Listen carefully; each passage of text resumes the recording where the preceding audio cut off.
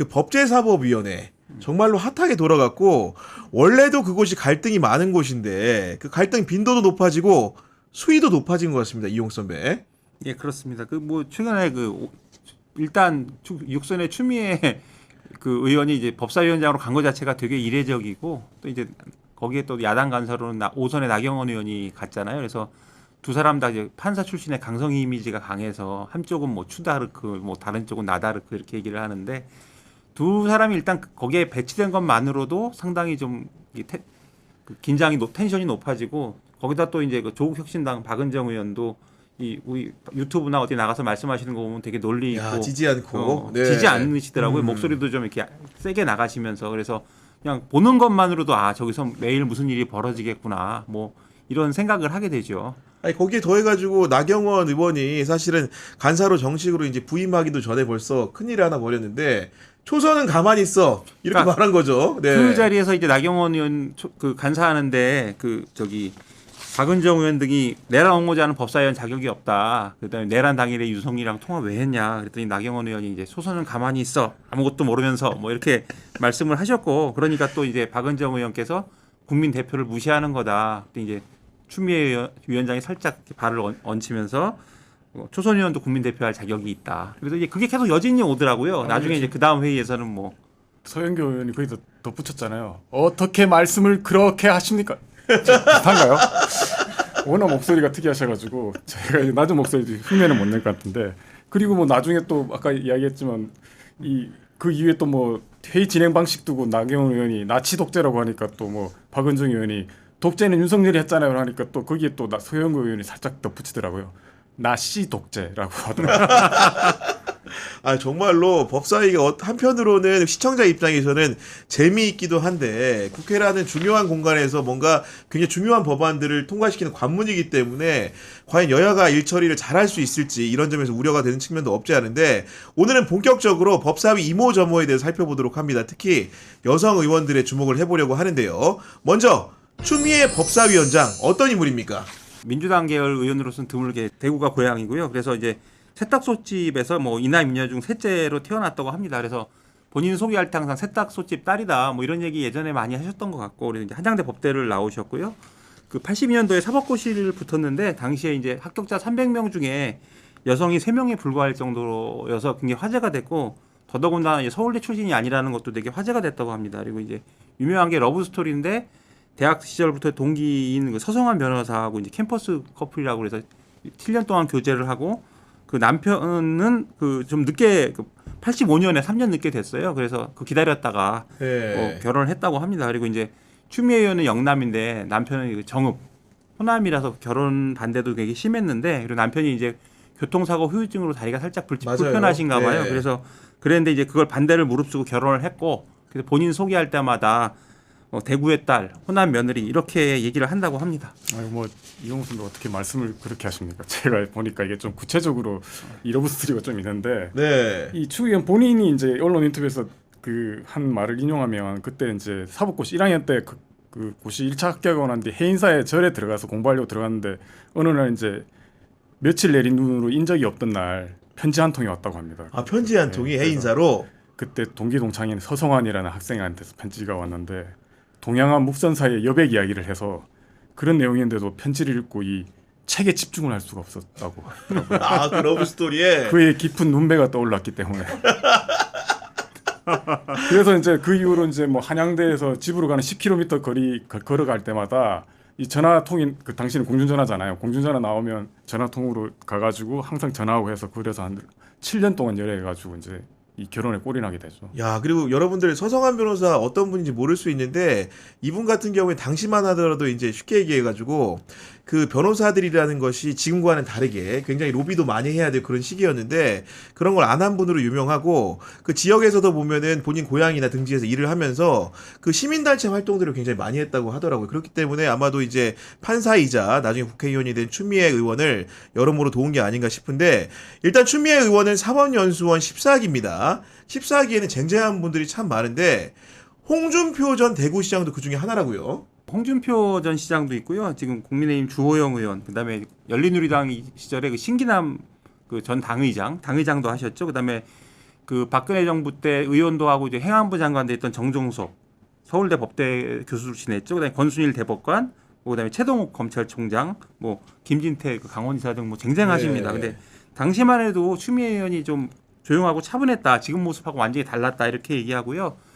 그때 분위기 사진들을 보면 좀 분위기가 달라요. 그래서 뭐 좀 관심들도 여기저기서 이제 관심을 많이 보인 것 같은데 추미애 의원 얘기는 이제 공비에 모진하고 교제 중이던 서성한 외에는 이제 한눈 팔지 않았다. 그래서 그 추 의원이 라디오에 나왔을 때 홍준표 기억하냐 그랬더니 나는 연애하느라 다른 사람 신경 쓸 틈도 없었다. 뭐 이런 취지로 말을 했다고 합니다. 아니 그때만 하더라도 사회적으로 이제 지도자라든가 리더가 되는 방향이라는 게 몇 가지로 정해져 있어. 그 중에 하나가 사법고시가 큰 관문이었기 때문에 아마도 그런 쟁쟁한 분들이 지금보다도 많은 게 아닌가 싶은 건데 어쨌든 간에 추미애 의원은 판사 생활을 하다가 정치에 입문했는데 사실 판사하다가 정치에 직행하는 경우가 그렇게 많지는 않거든요. 어떻게 보면 아마 판사 출신 정치인 사실상 거의 여성으로는 처음 아니었나 싶긴 한데 이제 그 95년은 대도에 그 당시 이제 그 정계 복귀했던 김대중 대통령이 이제 뭐 정계 입문 권유를 했고 그때 이제 새정치국민회의에 입당을 해서 이제 정당 생활을 시작했는데 당시만 해도 이제 어떻게 보면 이 추미애 의원이 대구 출신에다가 현직 판사 여성이고 이런 사람이 야당인 새정치국민회의에 입당하는 것 자체가 어떻게 보면 되게 파격이었죠. 왜냐하면 이제 뭐 현직 판검사 출신 기본적으로 뭐 당시 이제 여당 이제 TK 중심의 그 여당에 많이 갔기 때문에 이른바 호남당인 DJ당에는 가려는 생각이 없었죠. 그래서 당시 김대중 동재도 이제 내가 진짜 대구 며느리를 얻었다라고 해서 뭐 그런 식으로 이제 이야기를 했고 이후에도 계속 그런 이야기를 해서 실제로 많이 이제 본인이 활용도 했습니다. 추미애 의원이. 네, 그런 상황인데 저도 이제 궁금해가지고 추미애 의원이 어떻게 이렇게 정치에 입문하게 된지 알아봤더니 재밌는 스토리가 하나 있더라고요. 보니까 이제 과거에 그 추미애 의원이 80년대 후반, 90년대 초반에 인천지방법원에서 근무를 했는데 당시에 부장판사였던 분하고 카풀을 같이 했대요. 집이 같은 방향이어가지고 인천까지 오는데 카풀을 같이 하면서 매일 이제 출퇴근길에 1시간 넘게 이렇게 대화를 하는 사이였는데 어느 날 그 부장판사가 갑자기 이제 퇴근 시간에 들어오더니 우리 좀 갈 데가 있다고 해가지고 추미애 의원은 당시 판사는 좋은 횟집에 가서 맛있는 거 사주려나 보다 이런 정도로 생각을 했는데 알고 보니까 차를 타고 가보니 DJ의 보람의 집회를 데려갔다는 거예요. 당시에 현직 판사 신분인데 차에서 내리자마자 그분이 하시는 말씀이 정보 형사한테 판사들의 차량 번호가 노출돼 있으니까 이쯤에 이제 차를 세우고 우리가 걸어가야 된다 그러면서 종종 걸음으로 가서 DJ의 집회를 직접 같이 봤다는 겁니다. 그로부터 이제 시간이 한참 흘러가지고 그 부장판사는 변호사가 됐다가 나중에 새정치국민회의 발기인이 됐고 발기인으로 참여하는 과정에서 추미애 판사, 당시에 광주 고등법원에 있던 추미애 판사를 찾아와서 정치 입문을 제의했는데 처음에는 거절했다가 삼고초려 끝에 그러면 DJ를 만나게 해달라. 그래서 DJ를 만난 다음에 추미애 의원이 공식적으로 그 새정치국민회의의 정치인으로서 선거를 치르고 활동하게 됐다는 비화가 있기 때문에 어쨌든 간에 알려진 것과 달리 실제로 가장 먼저 제안을 하고 정치에 눈을 뜨게 한 사람은 동료 판사였다. 판사가 누군지 그 이름은 본인도 밝히지 않는 것 같습니다. 여러 가지 뭐 이유가 있을 것 같은데요. 그런 상황인데 그런 이 정치에 입문한 이후에 보면은 그녀의 그 설명이라는 것은 추다르크라는 말로 이제 대표가 되는데 추다르크라는 별명은 좀 어떻게 붙은 겁니까? 그러니까 그게 97년 대선 때 김대중 후보 그 캠프 유세단장으로 그 고향에 대구에 내려가서 선거운동을 했답니다. 근데 그때만 해도 지역 감정이 뭐 지금도 거기는 심하지만요. 그래서 당시 이제 추미애 의원이 지역 감정 악령으로부터 대구를 구하는 잔다르크가 되겠다. 이래가지고 이제 유세단 이름도 잔다르크 유세단이 됐고요. 그래서 이제 이때부터 추다르크란 별명이 붙었다고 합니다. 그리고 실제로 이제 이 별명하고 연동돼서 가는 건지 모르지만 굉장히 직선적이고 목표가 생기면 좌고우면하지 않고 약간 돌진하는 스타일이시기 때문에 그런 별명이 좀 어울린다는 얘기도 있고요. 또 이제 이런 말씀도 하시더라고요. 법조인 특유의 고집이 있어가지고 자기가 한번 옳다고 생각하면 그걸 좀 바꾸지 않는다. 이게 이제 민주당 쪽 사람들의 이야기입니다. 그러니까요. 추 의원 사실 이제 말할 때 빼놓을 수 없는 사람이 노무현 전 대통령이잖아요. 그래서 뭐 노무현 대통령이 이제 2002년 민주당 대선 후보가 됐을 때 이제 당에서 안 도와주고 있을 때 그 당시 이제 최고위원이었는데 추 의원은 직접 찾아와가지고 추 최고 나 좀 도와달라고 해가지고 이제 이 추 의원이 이제 민주적 절차를 통해 뽑은 후보를 버리는 건 말이 안 된다라고 해가지고 이제 국민참여운동본부 본부장인가 했고 그때 이제 희망 돼지 저금통 사업하면서 이제 네. 이 국민선거 모아가지고 돼지 엄마라도 불렀고 그런데 이제 그때 좀 유명 사건이 또 하나 터지잖아요. 그 대선 전날에 이 정몽준 후보가 단일화 약속 파기하는 사건이 있는데 그때 이제 노무현 후보가 그 다음 대통령이 정몽준이라고 사람들이 외치니까 속도 위반하지 말라. 대찬 여자 추미애 의원도 있고 그다음 자기를 밀어준 정동영 최고위원도 있다라고 해가지고 이제 파기를 하게 되잖아요.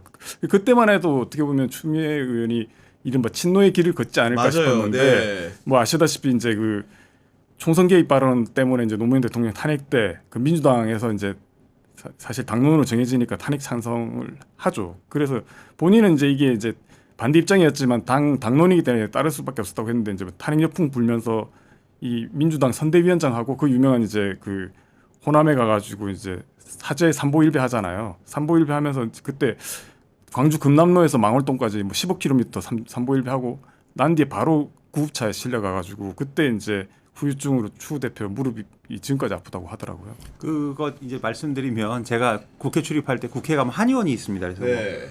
옆에 그 국회 1층에 구석에 있는데 그 이제 기자들도 가끔 가고 뭐 이제 의원들도 와서 맞아요. 아프니까 가는 예, 거죠. 근데 네. 저도 사실은 좀 다녔는데 그 이제 한의사분하고 친해져 가지고 얘기를 하는데 이제 추미애 의원이 오신다는 거예요. 근데 왜 그러냐 그랬더니 삼보일배하고 무릎이 나가셔서 그거를 그 일주일에 한두 번은 꼭 오는 것 같아요. 실제로 저도 갔더니 와서 맞고 있다고 좀 기다리라고 이랬던 기억이 있어서 아, 네. 후유증이 굉장히 심하구나 그런 생각을 했었고 이제 김준우 기자가 이제 추미애 의원 그 노무현 대통령 얘기를 하는데 또 이제 추미애 의원의 강한 성격을 보여주는 일화가 있는 게 그 예전에 새천년 민주당 시절에 사실 그때 저는 한나라당 출입하고 있었는데 그때 아마 추미애 의원이 재선이었을 거예요. 근데 이제 2001년에 민주당 뭐 정풍운동 불고 시끄러웠어요. 그래서 옆에 이제 한나라당 출입하는 제 입장에서 보면 야 저기 정말 시끄럽고 힘들겠다 뭐 이런 생각을 하고 있었는데 여하튼 그때 무슨 바른정치 실천연구회라는 의원들 모임이 있었나 봐요. 그래서 보통 의원들 저녁 먹으면서 이제 회의하고 뭐 술도 마시고 하면서 회의하면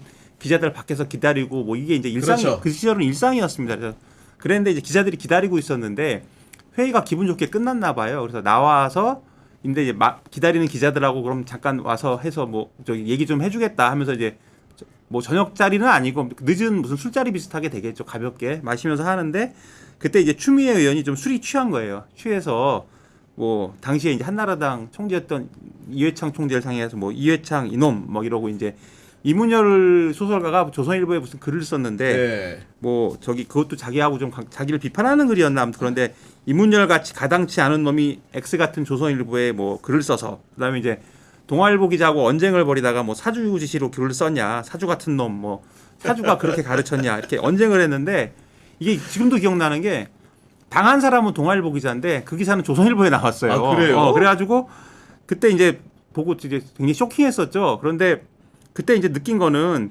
이제 추 의원 행동이 이제 거칠다 뭐 이런 얘기도 있지만 그 시절 조선일보는 진짜 정치판의 왕이었어요. 왕. 그래서 그 좌지우지하고 실제 좀 사실이 아닌 것도 조선일보 갔으면 사실로 되고 그러니까 민주당에서 그렇게 당하고도 조선일보에다 대고 찍소리도 못하던 시절이에요. 그래서 제가 지금도 기억나는 일화 중에 하나가 그 민주당 가면 왜 난닝구 빽 빠지는 논쟁 기억하시죠?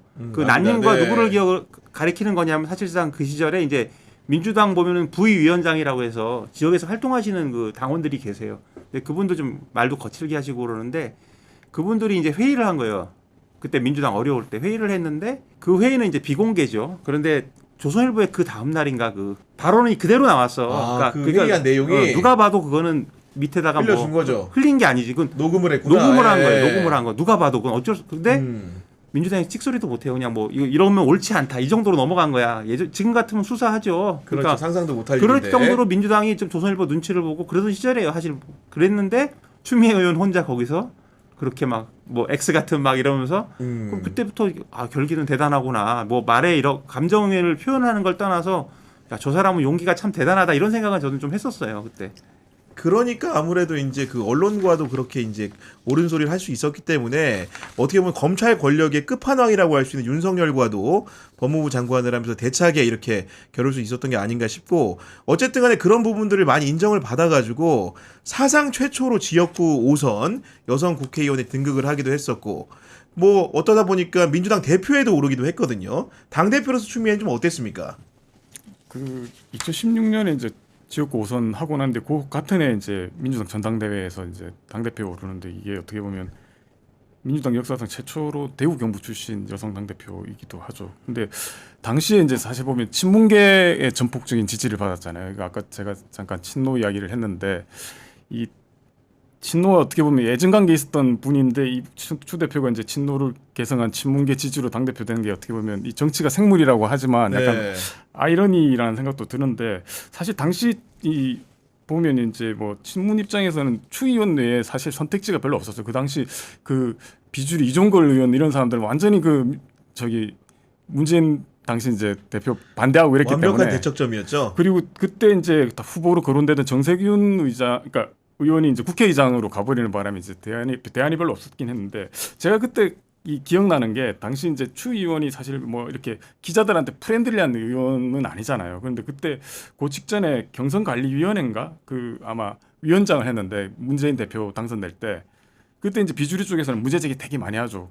그래서 제가 전화를 한번 몇 번 했는데 전화할 때마다 잘 받더라고요. 그리고 전화를 본인이 못 받으면 콜백을 해주더라고요. 그래서 이분 왜 이러지 했는데 그 당시 이제 비주류들이 문제 제기했던 거를 상세하게 하나하나 깨부쉈습니다. 저한테. 논박하기 위해서. 그래서 그때 아마 약간 이제 지문 쪽에서 좀 좋게 본 거 아닌가 싶고 그래서 이제 시절 문재인 대표 시절에 보면 이제 지명직 최고위원이 되잖아요. 그리고 이제 그 당시 이제 새정치민주연합이 그 탈당파들이 뭐 나가고 이럴 때도 보면 탈당파 비판하면서 당이 잔류하고 그러면서 약간 이제 어떻게 보면 살짝 친문계 쪽으로 간 게 아닌가라는 생각이 좀 들고 그래서 이제 뭐 이 문재인 대표가 이제 뭐 이후에 이제 그 2017년에 정권 교체할 때 이제 당 대표였잖아요. 당 대표하면서 이제 어떻게 보면 사상 첫 집권 여당 여성 당 대표가 되기도 했죠. 그래서 네. 2018년 지방선거에서도 이 어떻게 보면 그 압도적인 승리를 이끌어냈고 그 민주당계 정당 대표에서는 중에서는 최초로 이제 임기를 채운 당 대표라는 기록도 가지게 됐습니다.